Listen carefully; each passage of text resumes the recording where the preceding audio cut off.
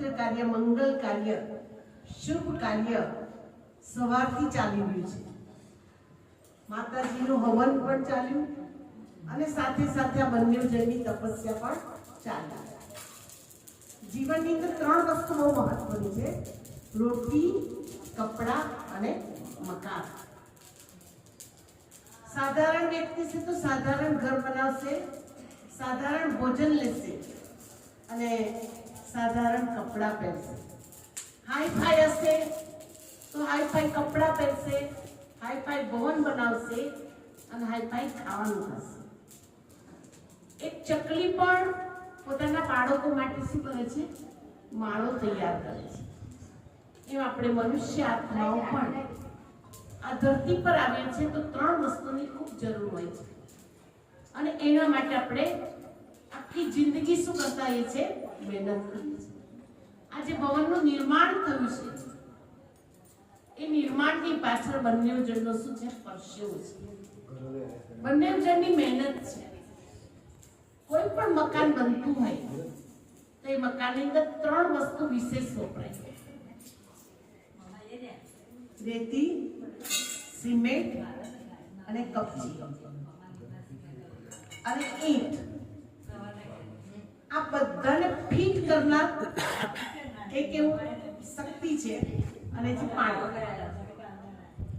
ભવનના નિર્માણની અંદર સૌથી મહત્વનો ફાળો હોય તો કોનો? પાણી. પાયો ખોદે ત્યારથી લઈને સ્લેબ ભરાઈ જાય અને પ્લાસ્ટર થઈ જાય તો સૌથી વધારે શું વપરાય છે?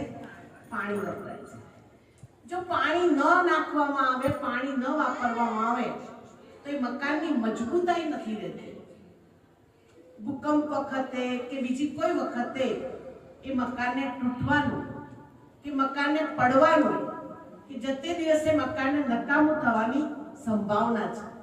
અને એટલે જ કોન્ટ્રાક્ટરથી લઈને જે મકાન માલિક હોય એ વિશેષ એટેન્શન આપી દિવસમાં 3-3, 4-4 વાર શું કરશે? પાણી છાંટશે. ફૂલ ધ્યાન રાખે છે કે મારું મકાન શું થવું જોઈએ? મજબૂત બનવું જોઈએ. મકાન બનીને તૈયાર થઈ ગયું પછી આપણે એમાં શું કરીએ છીએ? ગૃહ પ્રવેશ કરીએ છીએ.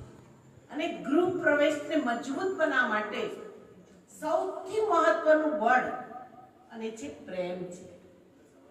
જેમ પાણીનું મહત્વ આપણા મકાન બનાવવા માટે છે, એમ ઘરની અંદર બધા જ ભાઈ બહેનો કે બધા જ લોકો શાંતિથી, પ્રેમથી, આનંદથી, ખુશીથી રહેશે. ક્યારે? કે આપસની નિસ્વાર્થ સાચો પ્યાર હશે ત્યારે. પ્યાર રાખે ઘણા બધા પણ સ્વાર્થ વાળો પ્યાર, નિસ્વાર્થ પ્યાર હોતો નથી. અને એટલે જ આજે આપણે બધા પરિવારના સગા સંબંધી સ્નેહીજનો નિકુંજભાઈને અને આપણા અમિતાબેનને પ્યાર વરસાવવા માટે આવ્યા છે. અહીં જે કયા સંબંધથી આવ્યા છે? કયા તાતરણીથી આવ્યા છે? બોલો. પ્રેમના તાતરણીથી આવ્યા છે, સ્નેહના તાતરણીથી આવ્યા છે. અને એટલે જ અને એ સ્નેહના કારણે સંબંધો કેવા બને છે? મજબૂત બને છે. કોઈ પણ સંબંધ તૂટતો જાય છે એની પાછળનું કારણ શું છે? સ્નેહની કમી છે. આ ઘર નથી, આ મકાન નથી, પણ એક આશ્રમ છે, મંદિર છે. આપણે પહેલાના જમાનામાં ગ્રહસ્થ આશ્રમ બોલતા હતા ને, પણ ગ્રહસ્થ આશ્રમ કેવી રીતે? કે જે ઘરમાં રહેનાર બધા જ ભાઈ બહેનો પવિત્ર આત્માઓ, શુદ્ધ આત્માઓ કે જે સવારથી લઈને સાંજ સુધીની દિનચર્યાની અંદર પણ ભગવાનની સ્તુતિ આરાધના હોય. જે ઘરની અંદર સંધ્યા કાળે સરસ મજાનો લોહન ગુગરનો ધૂપ મેકતો હોય એ ઘર શું છે? મંદિર છે. એ ઘર સ્વર્ગ છે. ભલે આપણી પાસે સોફા સેટ ના હોય, ડિનર સેટ ના હોય, ટી સેટ ના હોય, આપણે અપસેટ તો ના થતા હોઈએ ને. આજે આપણી પાસે બધું જ છે ઘણી જગ્યાએ. આજે જ અમે એક પરિવારની વચ્ચે જઈએ જ્યાં કરોડો રૂપિયા છે, 9 10 દુકાનો ચલાવતા હોય, પણ તે છતાં જીવનમાં જે સાચું સુખ જોઈએ, સાચી શાંતિ જોઈએ, સાચો સંતોષ જોઈએ, એ ક્યાં છે? આપસી પ્યારની અંદર. અને એ આપસી પ્યારનો આધાર પ્રભુ પ્યાર છે. જે વ્યક્તિએ ભગવાનને પ્યાર કર્યો છે એ વ્યક્તિ બધાને પ્યાર કરશે. એટલે ગીત છે ને, જ્યોતિ સે જ્યોત જગાતે ચલો, राहों में आवे जो दीन दुखी, उनको गले से लगाते चलो, प्रेम की गंगा बहाते चलो. आपसમાં પ્રેમની ગંગા વહેશે ક્યારે? કે આપણા દિલમાં હશે ત્યારે. દિલમાં પ્રેમ જ નહીં હોય તો કઈથી વહેશે? અને એટલે જ એક ઝૂંપડીની અંદર ભલે એની પાસે કશું જ ના હોય, પણ ઝૂંપડીમાં રહેનાર બા પાસે શું હોય છે? પ્યાર હોય છે. આવો બાપલિયા, તમે આવ્યા ને અમારું આંગણું પાવન બન્યું. એમાં બે પ્રેમાળ યુગલ છે. પ્રેમાળ લક્ષ્મી નારાયણની જોડી છે.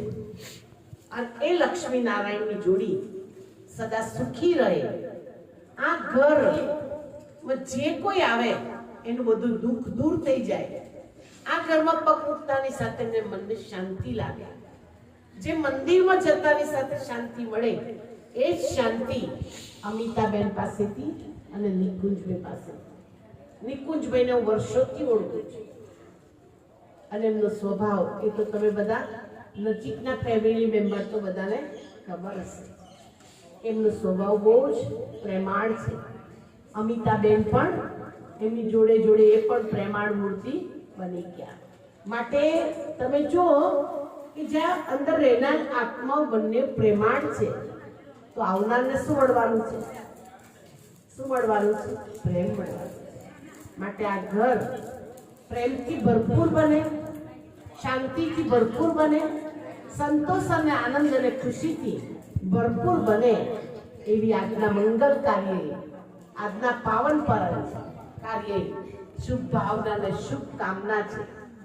આજનું સવારની કરેલી તપસ્યા, સવારનો કરેલો ત્યાગ અને આજ દિન સુધી જે પરસેવો પાડ્યો છે, અને એમના જે પૂર્વજ છે, એમના જે વડીલો છે, એ માતા પિતાના આશીર્વાદ પણ એમને ખૂબ કામ કરી જાય છે. કેમ કે જે પરિવારની અંદર મા બાપ છે અને જે પરિવારની અંદર મા બાપ આશીર્વાદ આપે છે, એ પરિવાર ઓલરેડી સુખી ને સમૃદ્ધ બને છે. નિકુંજભાઈ એમના મમ્મીના અને પપ્પાના